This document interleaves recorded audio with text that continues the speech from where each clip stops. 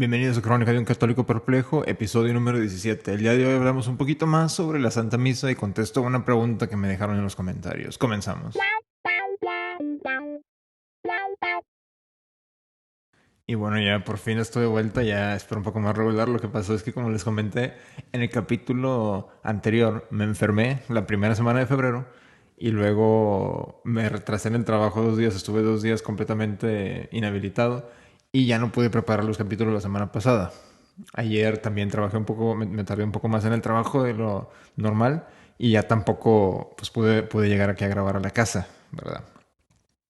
Pero bueno, lo que quiero tocar el día de hoy es un versículo del Evangelio según San Lucas, capítulo número 12, aquí lo tengo, se los saco.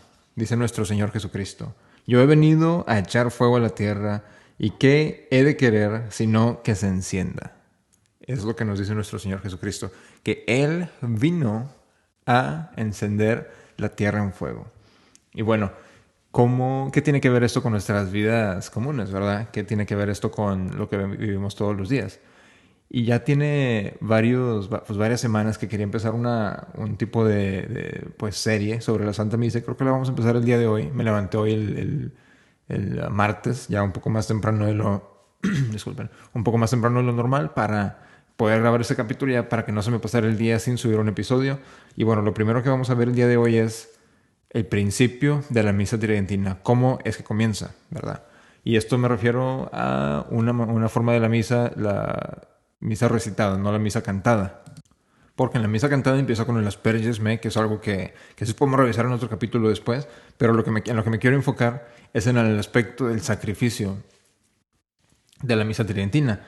Y esto es porque quiero hacer el vínculo con el reinado de nuestro Señor Jesucristo y por qué la misa tiene que ser el centro de nuestras vidas. Y bueno, ya llegando el sacerdote al altar con el monaguillo, con el acólito, como le quieran decir, empieza, y lo primero que empiezan a decir es obviamente en el nombre del Padre, el Hijo y del Espíritu Santo, y luego se empieza a recitar este salmo, obviamente en latín. Eso es la misa tridentina en latín, como siempre se ha dicho, en el rito romano, y bueno, en español en latín obviamente se recita el Salmo número 42, que en español dice: júzgame, oh Dios, y defiende mi causa de la gente que no es santa, del hombre inicuo y mentiroso, líbrame. Esto lo dice el sacerdote. El monaguillo le contesta: pues tú eres, oh Dios, mi fortaleza, ¿por qué me has rechazado? ¿Y por qué ando triste mientras me aflige el enemigo?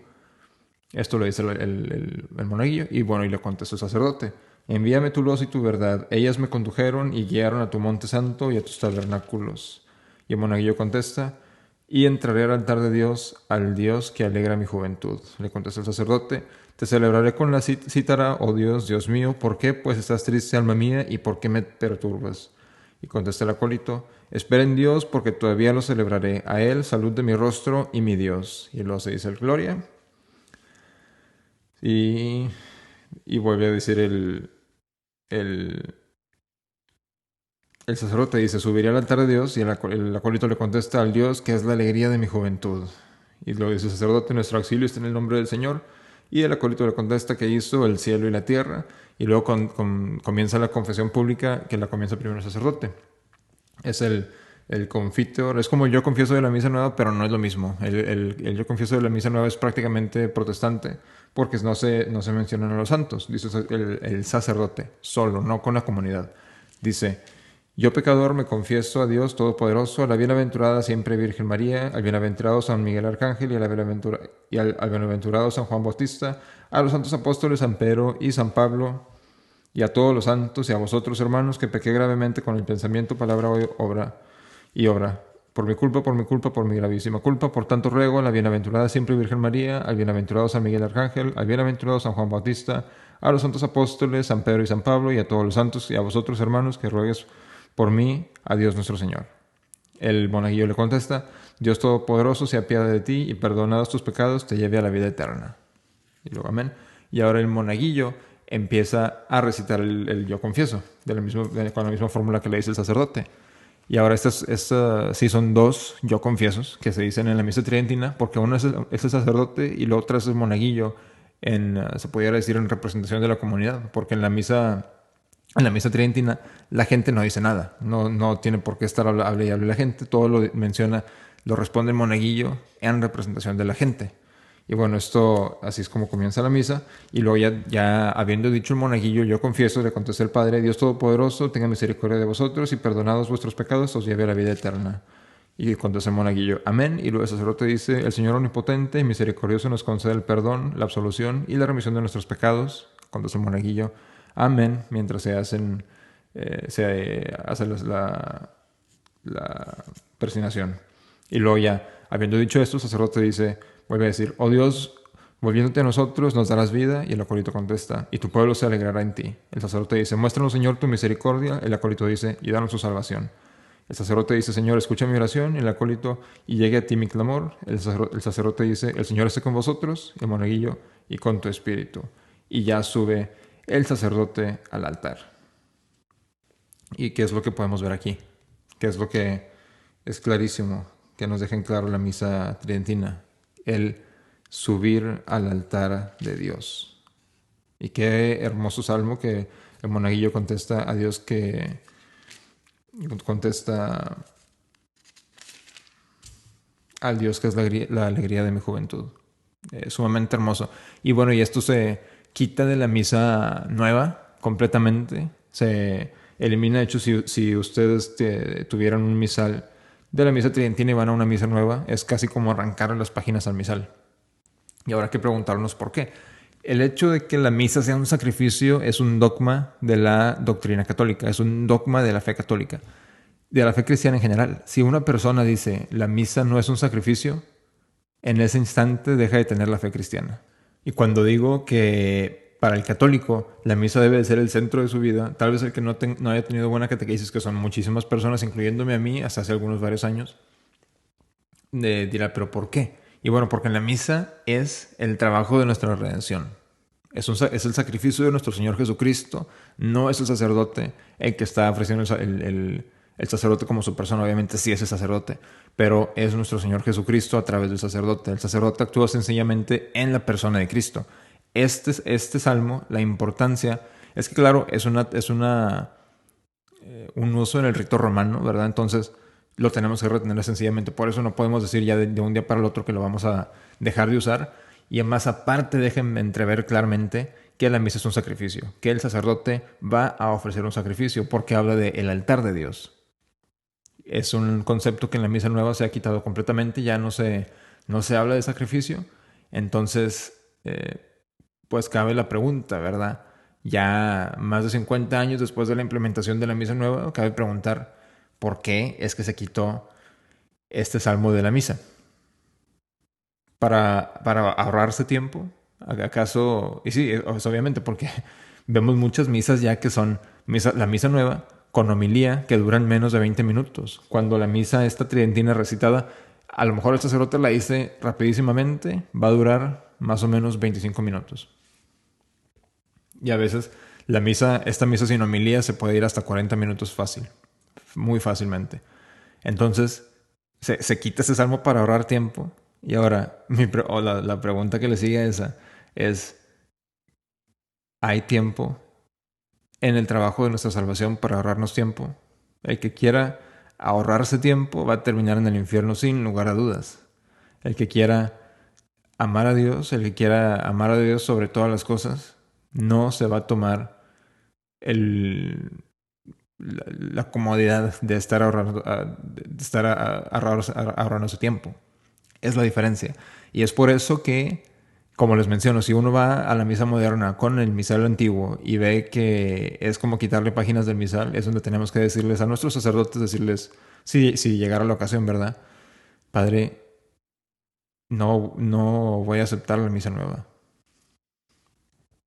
No, el aceptar la misa nueva es rechazar nuestro patrimonio romano. Y ahora, ¿en qué tiene que ver esto? Y es que hoy en día ya es una cultura desechable. Todas las culturas ya son desechables. Por decir, el mexicano ni siquiera sabe cuál es su cultura. ¿Por qué? Porque es algo es algo que a lo mejor me van a criticar, pero me voy a atrever a decirlo. No se puede ser o entender lo que es ser mexicano sin ser católico. Y ahora, ¿de dónde saco esta idea? Y es que me dejaron un comentario en un video ya uno de los primeros videos que tuvimos, Y por cierto, quiero aquí aprovechar a mandarles saludos a el señor Antonio de la Rosa que nos sigue todos los capítulos. Estoy seguro que va a estar escuchando este capítulo. Le mando muchos saludos, espero que esté muy bien. Y también a Gerardo Reséndiz, que fue el que nos dejó la pregunta de que qué opino del carlismo. Ahora, no me quiero desviar mucho, pero es un tema importante el carlismo y aplica para los mexicanos, aunque no sepan qué es. Ahora, bueno, ¿qué es? Rápidamente, en resumen, ¿qué es el carlismo? Bueno, como les comenté en el episodio sobre creo que independencia de México, el rey Fernando VII fue un rey que afectó muchísimo a la historia de México, tuvo mucho que ver con todo lo que es México moderno hoy en día. No es que haya sido necesariamente un buen rey, ni un santo, ni de ninguna manera, pero fue una época en la historia que afectó demasiado y sigue afectando hoy en día. Y bueno, total, el rey Fernando VII no tuvo descendientes varones. Al momento de morir tiene solamente una hija niña. Entonces, esto, pues, habiendo habido muchísimos conflictos por la invasión francesa, que también lo discutimos en el capítulo de la independencia. Si no lo han escuchado, vayan, escúchenlo, muy bueno, se lo recomiendo. Es que ya tenía muchos problemas España tratando de pelear en contra del liberalismo, etcétera, etcétera. Y bueno, al momento, Fernando VII tuvo creo que 4 esposas, y al momento de estar ya cerca de la muerte, hay un conflicto sobre la revocación de la ley sálica. La ley sálica, una ley sálica básicamente prohíbe que una mujer ascienda al trono. El rey Fernando VII solamente no había tenido hijos varones, entonces al momento de morir existe un conflicto. Y no estoy aquí para decirles todo sobre el carlismo porque la verdad es que es un tema del que yo apenas también le estoy aprendiendo, porque como todo buen latinoamericano, por supuesto, no tengo ni la menor... Ahora ya he aprendido, pero no, la monarquía no es un tema que sea muy favorable para el latinoamericano. Tristemente, los masones han hecho un gran trabajo erradicando esas ideas católicas, ¿verdad?, de nuestras mentes. Entonces, no, este podcast no es para darles un tratamiento intensivo de lo que es el carlismo. Vayan, búsquenlo, inclusive en Wikipedia, muy buena información. Pero bueno, a final de cuentas, el carlismo es porque el príncipe Carlos de Borbón, que es hermano de Fernando VII, tiene el derecho a ascender a la corona. Entonces existe el conflicto sobre la sucesión de Fernando VII. O es Carlos de Borbón, o es la que terminó siendo reina, Isabel II, la hija de Fernando VII. Y por eso se llama el carlismo, porque el sucesor legítimo, como se cree el carlista, es Carlos de Borbón. Y con esto pues estaría completamente de acuerdo, porque todo parece indicar que estaba en efecto la ley sálica. No tenía derecho legítimo Isabel II a ascender al trono, pero bueno, no soy español, no soy europeo, soy simplemente mexicano. Pero creo que es un tema que le afecta mucho al mexicano. Y ahora, el carlismo es mucho más que solamente la sucesión. El problema es que los seguidores de Isabel, los que le impulsaban la corona, los que impulsaban a que Isabel II ascendiera a la corona, eran liberales, republicanos, etc. Los que apoyaban a Carlos eran tradicionalistas. Es por eso también le agrega una capa adicional pues sencillamente es un tema difícil. Pero hoy en día los únicos, pues en España, ¿verdad?, el auténtico tradicionalista es carlista. Ahora, bajo el carlismo, bajo la ideología carlista, que es sencillamente ser carlista, es sencillamente ser español. Es la verdadera esencia del ser español, que es no ser liberal, es ser católico. Ahora, el carlista ve el catolicismo como la única opción. No ve para el carlista, si uno no es católico, no puede ser español legítimamente. Y es lo que yo quiero aplicar también a México. Si un mexicano no es católico, no puede ser verdadero mexicano. Y ahora, ¿por qué? Afecta al carlismo también el Concilio Vaticano II, donde ya se acepta la libertad de religión y que la Iglesia y el Estado deben de estar separados. Para los mexicanos, los últimos católicos auténticos que nos quedaron en el país fueron los cristeros. Los cristeros Obviamente la guerra sucedió antes del concilio, o sea que el cristero mártir luchó por la misa tridentina. Y ahora, ¿qué tiene que ver el carlismo con ser mexicano, con la misa, etcétera? Tiene muchísimo que ver porque el mexicano de hoy en día no sabe qué es ser mexicano.